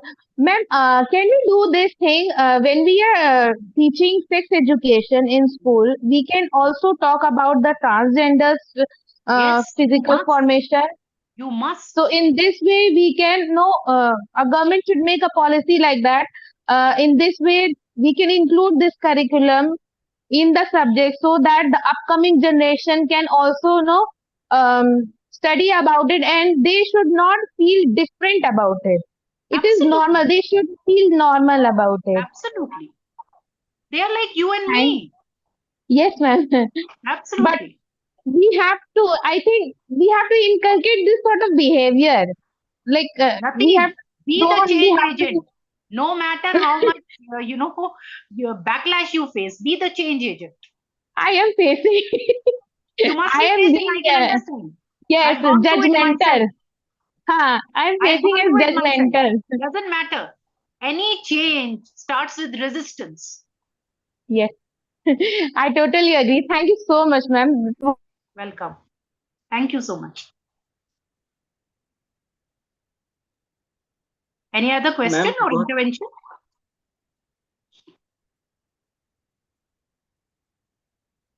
Dr. ma'am, I Mudassir, think I now it think is clear. we can go ahead. Yes, ma'am. Now, I would like to invite Professor Tanya Gupta, Secretary General of CTPT India and Dean, School of Education and School of Humanities, K.R. Mangalam University. Ma'am, over to you. And the person responsible for bringing me to the forum. Exactly, ma'am. Yeah. Ma'am, kindly for your feedback. Yeah, not my feedback, Mudassir ji, but thank you so much for having me here. मेरे लिए बहुत खास तौर से बहुत अच्छा लगता है मुझे whenever Dr. Shalini ji she speaks, and I have not brought you here, ma'am. You are such a good orator and such a good educationist that you need to be on every platform. That's how I would like to appreciate you. I'm So humble. that's one. um, uh, I immensely I think this session that is spearheaded by Dr. Shweta ji and Dr. Mudassir is here and Dr. Sanjay. This entire series of qualitative research, and we also have Professor Gopal Krishan Thakur sir. He always he tries to be very brief in the inaugural, and he also has a great bent of mind and experience on qualitative research. So these sessions have been really good. We've had sessions in the past on ethnography that was extremely good, and today, with you, it's been wonderful to know the different types of narratives and how, you have true examples and a lot of other researches also you've mentioned about narrative research. So it's been a wonderful hearing you. I really don't have anything to add because it was fantastic. But this deliberation that like Miss Bindu, she asked a question, and one another, I think Rati, she was also speaking about transgenders, and I feel it's an observation कि हमारे mind में इतना bias इसलिए है, और जिन बातों पे बात होनी चाहिए, thanks that we have qualitative research, Yes. we are bringing the voices. I cannot understand the plight of research if it was only quantitative, because applying 2-3 variables, seeing it's a dependent variable, putting in some hypothesis, putting in some numbers and statistics, and saying, okay, say for an example, this kind of methodology and this kind of a curriculum is positively correlated to the student achievement, and poor the child, we have not even questioned कि तुम्हारा learning experience क्या रहा, वो पूरी journey curriculum के साथ कैसी रही, क्या सही मायने में कुछ समझ आया कि सिर्फ एग्जाम ही पास करते गए. यही there is an issue of a transgender. Here is we have so many less women leaders in lot of spheres. What has been their struggle? What has been their journey? You mentioned about transgender. So thanks to qualitative research that people's voices are now being accepted, and we all know how qualitative research has not been considered valid enough and reliable enough. That has been somewhere we are fixated कि research should have a index of reliability and an index of validity. Playing with numbers. And numbers are so misleading. Yes. And human beings are beyond numbers. Yes. And I just want to add here is that when we are doing narratives, as Shalini ji also was mentioning about building trust and collaboration between the researcher and the subject, if that's not the right word, but from whom you're seeking the narratives. So in that way, the subject of the research, it's so important to have equality of voices and, and let multiple people, voices. yes, multiple voices. And then that question that came from Bindu, the how do you avoid that bias coming in and that personal perception setting in? And so nicely you suggested, कि उसको थोड़ी देर छोड़ दो, just leave it for the time being. And if you're not in that state of mind, I have just one more thing to add. Even Dr. Mudassir was, when you were talking about how do you check on whether certain things are really factual or not, like Shalini ji mentioned about triangulation. So you can triangulate from your interviews, from your field notes, from your observations, from the reflections. But you should also use probing. I feel sometimes when you probe people on the same thing, you can see that there are certain things that are not very correct, and we can eliminate those from our field notes. Asking the same question at different points of in a time. different way. Probing helps. That was one thing I wanted to add. And secondly, very rightly, as you had mentioned, about actually doing a qualitative research with a narrative form. So there would be a theoretical construct as well. Say, for instance, I'm exploring into the leadership journeys of some women's school principals. So I should have some categorically some themes, like how has been their journey from beginning, what is their self-concept, and then within that, maybe within that category, some themes, like if I say within the theme of self-concept, a category of how they have, how do they see themselves as a leader, how do they see themselves as a professional, what are the kind of analysis they have on the challenges as a leader, how do they see them in the current context. So from there, so these kind of themes should be made. And the theoretical frame. Yes, that is very theories, important. The leadership theories. Yes, that is very exactly important. Your research is embedded. So why I'm bringing out this is that it's not that because it is qualitative, so it doesn't have a theoretical base or a construct. That's required. Absolutely. And so those are certain pre-themes that you come with, where you are maybe using a deductive approach, but there can be, as you said, some emergent themes coming during the interviews. And there we need to bring in the inductive approach. If I would say, you need to you need to switch from the deductive to the inductive. Absolutely. It is about analytic induction in a big way.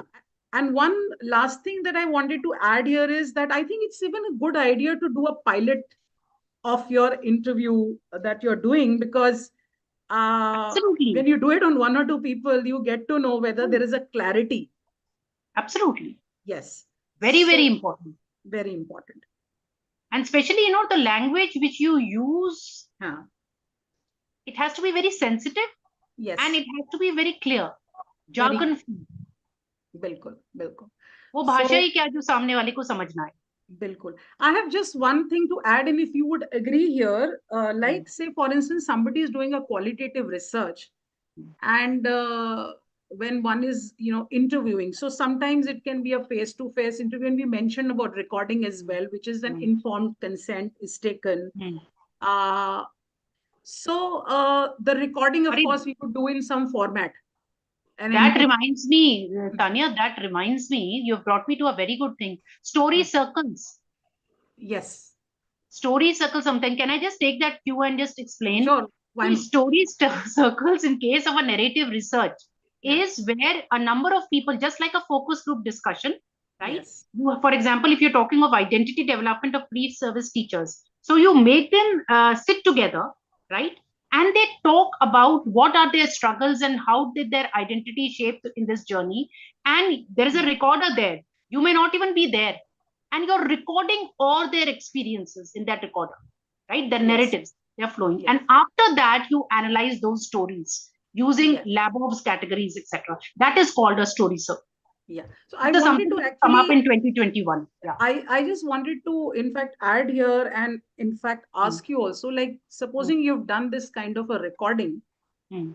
uh, an interview has been recorded, and then you are in the next step, you're transcribing it, and Yes. say you're saving the interview in some format. Should it not be that you should send a feedback to the participants with what you have interpreted and taking their feedback in terms that what That is you heard was fine and that is what you have done. reported That is is fine? That always should be done, done. especially if you are into publishing. Yes. That has to be done, Yes. because the point is, if both of you are not in the same page, in Yes. spite of consent, it Yes. can be very problematic, because if there is transcription loss, Yes.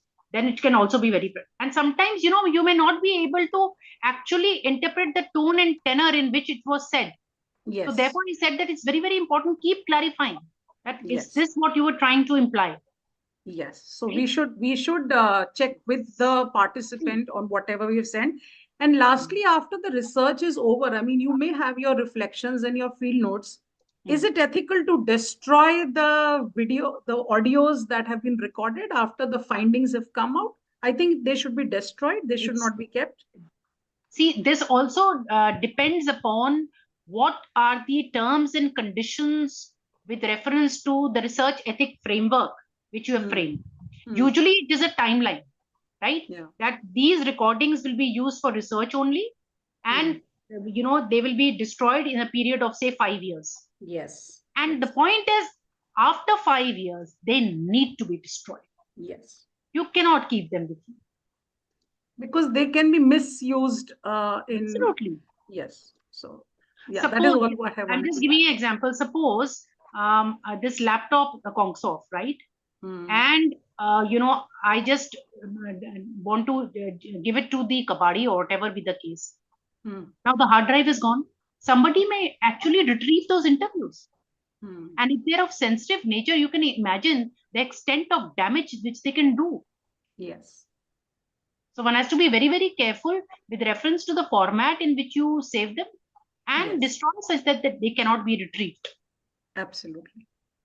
So thank you so much. It's been wonderful. Thank you Wonderful so much for evening your engaging. interventions. They Thank you, make ma'am. the It's been entire really story nice. more rich. Thank you. Thank you so much. Thank you, Mudassir ji, for giving me the opportunity to share my views along with Dr. Shalini.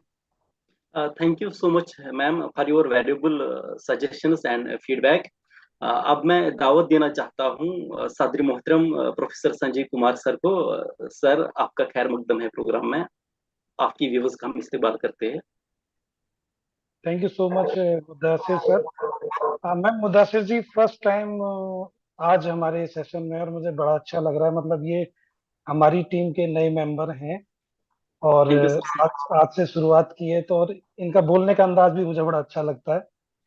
अब मैं narrative research पे आऊंगा। तो Shalini ma'am, सुना बहुत था आपके बारे में तानिया मैम से। ऐसा नहीं कि सिर्फ आज सुना, बहुत सुना, लेकिन हम इंतजार कर रहे थे कि मौका आए तो मैडम को टॉपिक पे भी सुना जाए। बहुत अच्छा लगा। इवन मैं तो कुछ टॉपिक्स भी, एक पेपर उठाकर लिया है जब आप बोल रहे थे, तो मैं एडल्ट लिटरेसी पे देख रहा था कि जो वुमेन हैं जिनकी स्टोरीज को कलेक्ट करके कि उनकी पर्सनल सोशल लाइफ पे क्या इम्पैक्ट हुआ, उस तरह के स्टडीज की जा सकती है। या सोशल मूवमेंट्स में मैं देखता हूँ, अभी फार्मर्स के थे या दलित के, आदिवासी के बहुत होते, तो उस तरह के जो एरियाज है वो नैरेटिव रिसर्च के थ्रू वो किए जा सकते हैं।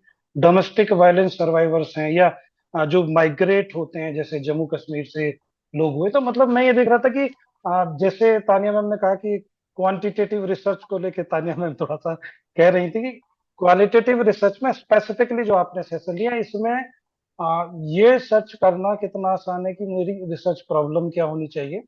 लेकिन इसमें मेरा तो एक एक क्वेश्चन है बस, क्योंकि क्वेश्चन तो बहुत ज्यादा थे। जैसे मुदासिर सर कह रहे थे कि आपने इतना अच्छा बोला कि क्वेश्चन नहीं होंगे, जब अच्छा बोलते तो क्वेश्चन बहुत होते हैं एक्चुअल में।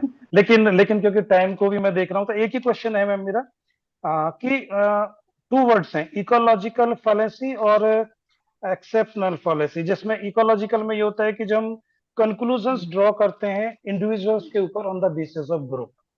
हम्म, तो कई बार ऐसा होता है कि ग्रुप के बेसिस पर मेजॉरिटी में क्योंकि उस तरह का था तो वो एक जनरलाइज सा कर लेते हैं लिखने में हम, लेकिन जब वो इंडिविजुअल पर आता है तो कई बार अलग होता है। वो नहीं मैच करता उस चीज को। बिल्कुल। तो और वहां पर नैरेटिव रिसर्च, बिल्कुल आपने बहुत अच्छा पॉइंट उठा रहे हो आप, इफ आई एम जी अंडरस्टैंडिंग। हाँ, जी जी जी। और दूसरा फिर मैम दूसरा केस वही है कि अगर कुछ केसेस ले लिए जाएं और मान लीजिए उन केसेस में जो इंटरव्यूज हुए जो आउटपुट हुए वो कुछ इस तरह के थे कि उसको कंप्लीट ग्रुप पर हम जनरलाइज करते हैं। ये दो बड़ी मुझे लगता है कि देखिए ध्यान देने वाली संजय जी, नैरेटिव रिसर्च का एम जनरलाइजेशन है ही नहीं। जी। Narrative research aims at documenting the subjectivity of individual human experiences. Unlike quantitative research, right? For example, case study जब आप करते हैं या कोई ऑटोबायोग्राफी लिखते हैं या किसी की लाइफ हिस्ट्री लिखते हैं, उससे आप सीख सकते हैं, but there is no question of generalization. The aim of any descriptive inquiry done through narrative research is not generalization. And if you are generalizing on the basis of narrative research, I think you are committing a blunder. It is a blunder in research. बिल्कुल सही कहा आपने। Thank you ma'am. Mudassir ji. हाँ sir, बहुत बहुत शुक्रिया जिस तरीके से आपने इन क्वेश्चंस को अराइज किया। सर आपका जिस तरीके से आप टेक्निकल सपोर्ट, जिस तरीके से आप टेक्निकल चीजों को देख रहे हैं, sir thank you so much. As we conclude this session, I would like to invite Dr. Savita Rani, Program Director, CTPD India, to deliver the vote of thanks. Ma'am, over to you. Thank you, Dr. Mudassir. Shalini ma'am, I must say, excellent deliberation, excellent session, excellent in-depth analysis of narrative research via story circle that you have covered. शायद सबने देखा होगा, the chat box is flooded with appreciation messages. Thank you so much. I'm humbled. Thank you so much. And ma'am, this is actually reflecting how much our participants have actually enjoyed listening to your session. वो तो demand कर रहे हैं थोड़ा और extended session हो इस पे. Thank you so much. I'm sure it must have been a feast to their ears hearing such wonderful deliberation. Thank you so much, Shalini ma'am. So before coming to the formal vote of thanks, let me take a moment to felicitate our expert speaker with her memento. Dear Shalini madam. I just saw it. I think Sanjay ji flashed it on the screen. Thank you so much. Please accept as a token of respect and gratitude from the organizers. I've accepted it with all the love and regards which you are giving, and I'm really humbled. Thank you so much. Thank you so much, ma'am. So with this, we come to the culmination of today's interesting session. And now it's time to propose the formal vote of thanks. I'm taking this opportunity. At the outset, on behalf of Organizing Committee of CTPD and SDRF, I extend my sincere thanks to Professor Gopal Krishna Thakur sir, the Honorable President of SDRF and Dean School of Education, Mahatma Gandhi Hindi Antarashtriya Vishwavidyalaya, Wardha, Maharashtra, for his visionary guidance as an intellectual, as a mentor, and above all, as a guiding pillar to us all, providing the visionary guidance to march ahead. Thank you so much, Gopal sir, for your effective inaugural address and valuable inputs that you have shared with us all. Next in line, huge appreciation and thanks goes to Dr. Sanjay Kumar, the President of CTPD India and Principal, Saraswati College of Professional Studies, Ghaziabad, for his really true support and guidance and selfless effort for the continued growth of research circle under CTPD India. Sanjay sir, thank you so much. Thank you so much, ma'am. Next, I would like to thank from bottom of my heart our dear Professor Tanya Gupta ma'am, the Secretary General of CTPD India and Dean School of Education and School of Humanities, K.R. Mangalam University, Gurugram. Thank you so much, Tanya ma'am, for your delightful presence, for your insightful viewpoints, for us to understand the topic so well, for your valuable comments that you have shared with us, and your meaningful observations that has always helped us to improve and reach to new heights. We are always eager to learn from you through your wisdom, through your knowledge, and more importantly, your feedback for us to improve today, tomorrow, and always. Thank you so much, Tanya ma'am. We are really grateful to you.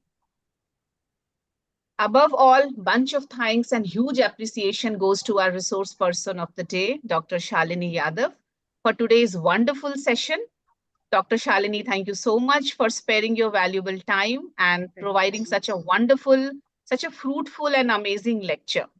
You have so aptly discussed, outlined, and engaged the participants with the 7 types of narrative research. Like linear, you have focused, it was non-linear, descriptive, non-fiction, genre-based narratives, point of view narratives. You have also echoed that language competence is very essential for narrative research. True indeed. You also discussed about the potential issues involved while conducting narrative research, like whether the story that is being narrated is authentic. Faking of data is also possible. Does the researcher have the permission to share the story of the person? This is also important and a pertinent issue, you can say. And while conducting narrative research, who is to be focused? Either it is the narrator or the participant, and you have very well echoed it's the participant. And most importantly, the researcher must not gain everything at the expense of the narrator. This is also true. Your discussion and lecture, Shalini ma'am, has provided new avenues to many of us who are new to narrative research. And now, after having listened to your lecture and assimilated the method to conduct narrative research through story circles, now at least I can boast of applying it in my forthcoming research, and especially with one of my PhD students. One punchline that is my key takeaway from today's session is stories have a beginning, stories have a middle part, and stories do have an end. Overall, a marvelous and amazing lecture to witness and to dive deep into the world of qualitative research with a focus on narratives. It was simply amazing and mesmerizing to be cherished forever. Thank you so much, Dr. Shalini. Thank you so much. It was my pleasure. I salute CPTD as well as SDRF, and all of you are so lovely in their own domain, enriching these sessions. Sanjay ji, Tanya ji, Shweta, if I can call you Shweta, and Gopal ji. I mean, it's a pleasure, it was so seamless and so comfortable. And thank you so much, dear participants, for engaging and for all the praise and appreciation. I am humbled. Thank you so much. Thank you, ma'am. Thanks also goes to the officials of CTPD and SDRF, the board of directors, associate program directors, the CTPD trustee members, faculty members, teachers, research scholars, participants, and more importantly, students for joining today's session and being so active and enthusiastic and lively participating in the interactive session. Thank you, participants, for being so patient and wonderful audience. Next in line, I must thank Dr. Mudassir and Dr. Akanksha, my 2 pillars of Research Circle Parivar. Thank you, Akanksha ma'am and Mudassir ji, for being with me in streaming today's session. As rightly said, all good things will come to an end, but today's program, organized by CTPD in collaboration with SDRF, is always a new beginning for all our valued participants who are eagerly waiting for their growth in the field of qualitative research at this 14th session. As part of FDP on qualitative research, the last 2 sessions focused on interview method and ethnographic studies. And today's session dealt with narrative research. And in other subsequent programs, we are committed to have more such knowledgeable sessions from diverse areas of qualitative research. We respect your feedback, so kindly fill in the feedback link shared in the chat box. And all are kindly requested to please open your camera for a group photo with our esteemed guests. Please do open your camera. Can we have some photos clicked?